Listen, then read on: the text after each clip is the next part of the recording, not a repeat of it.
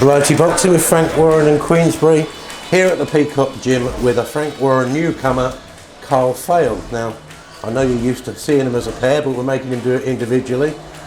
Carl, how are you? Yeah, I'm good, thank you. Are you alright speaking for yourself without him? He's over there if you... I'll be alright, mate. If you ain't got to worry about me. Good stuff. Right, you were 6-0 as a pro, light middleweight, intending on taking over the division. Talk to me about your change of circumstances. You've come under the management of the Peacock Gym and also with Queensberry and Frank Warren. How did all this come about? Yeah, well, we've known Martin since we was probably about 17 years old. We've been sparring down the Peacock back in the days of Matt Patterson and stuff. So we've known him for years, for as long as we've been boxing really. So it was, yeah, met him through that and then built a relationship over the years. Been sparring Denzel for the last few. For us, it was an easy decision once we become free agents because, yeah, Martin's a straight shooter. We knew what we was going to get with him, so yeah, easy decision for us. You went in to see Frank, and you signed terms with him, both yourself and your brother. What did he say that was a major attraction to you? He was excited. It was good. We're twin brothers, both light middleweights. He thought he was a great marketable attraction, so yeah, he was excited, we were excited. We thought Frank was the best option for us because I feel like he's been in the game forever and he knows how to look after his fighters and take the right steps. There is something, I mean, no, I'm involved, but as a young fighter, you've got to look at it and look at the track record and think, they know what they're doing, that's the place to be, because I mean, you go right back to the year doc, it's been fighters from scratch towards major titles. Of course, and you only have to look at Fury and them kind of fighters, and he's built them from nothing to become world champions, and me and my brother are confident that's what he's going to do with us. Also, I suppose yourself, you're at the point where you've done a bit of your learning, so it's not like you're going to be coming in doing a lot of 4-rounders to get out of the way. You've done a lot of that. I've done one 4-rounder and it was against my will. But my debut, I boxed an undefeated fighter, 4-0 professional. I beat him convincingly. So it was like, for us, it was like, we've got to take the right steps now, went towards titles. Martin's pretty confident, he wants me to fight the titles fairly soon, but he knows, him and Frank, I'm trusting them, I'm leaving it to them to take the right steps to get me there. Have you got any idea of when they're planning to get you moving there? We're hoping this year. I don't want to say a date or anything, but definitely we're aiming for this year, maybe November. Now, both yourself and your bro are quite celebrated amateurs, weren't you? Tell us a little bit about your sort of amateur background. Yeah, well, we both had about 80 or 90 amateur fights each. We're both on the England boxing team.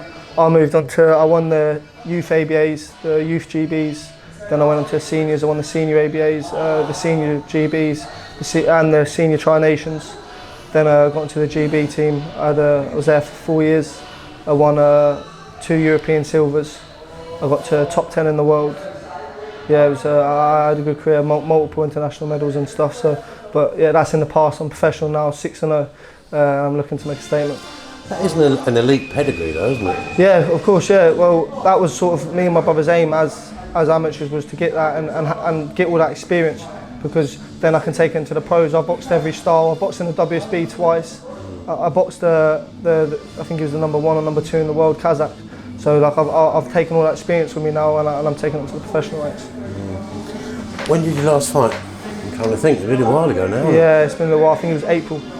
I boxed in April. Yeah, I've had 2 fights this year.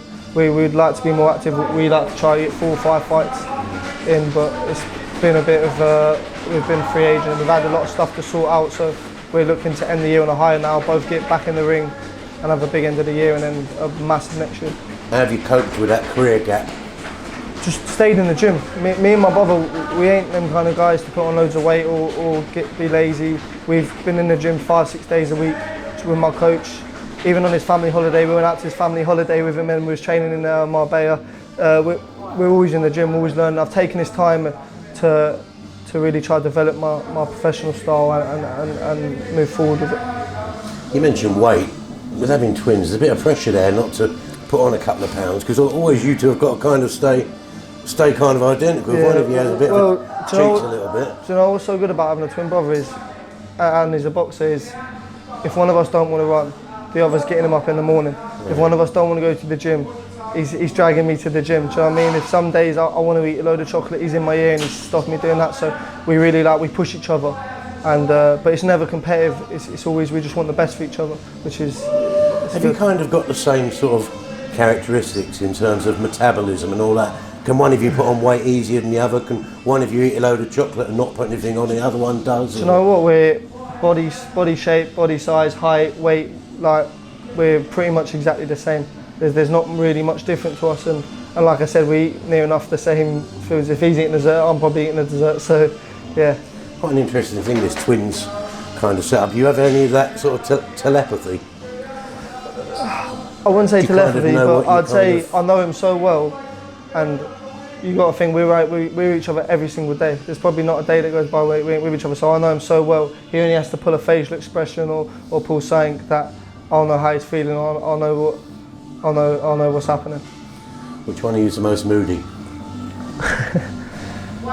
Thinking about it. I'd probably say me.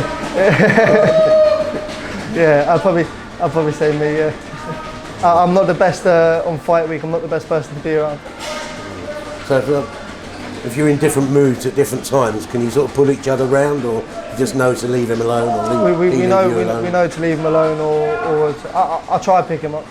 But yeah, we're all right. We never really argue. We ain't like that. Have you heard anything on the sort of girlfriend front where the girlfriend mistakes you for?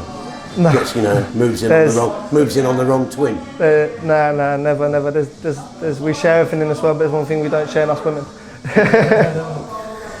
Last question. People obviously associate yourself and your brother as being Northampton boys. They might not realise, but you travel all the way to London to train. Yeah. So our amateur gym is Farquhar Boxing Club, John Daly. That's where we grew up from 11 years old till turning professional. But now we train at the Pug Gym in London with our coach Luke Britannia. That's Don Charles's gym, isn't it? Don Charles's gym, yes. But yeah, we travel there every day. 6 days a week to be honest, because we go to London and do a run called Trent Park on the Saturday morning. You travel to London to go for a run? Yeah. But all that countryside in Northampton. It's not a normal run though. Ain't a normal run. It's a tough run. It's the toughest run, one of the toughest sessions of the week. But so we travel to London 6 days a week. We travelled 2.5 hours this morning for sparring and stuff like. Yeah, the boxing's our life. Do you know what I mean? This ain't something we've just jumped into to try and make a bit of money. We've been doing this since 11 years old, and this is all we've ever wanted to do. Going through school, me and him always knew we was going to be professionals. We always wanted to be world champions. So for us, this ain't just something we want to try to do on the side. We're giving our life to this. And do you share the driving on these long journeys? Yeah, 50-50, everything. Good to talk to you. Wish you the best of luck, and we'll look forward to seeing you in the ring very soon. Thank you. Cheers, mate.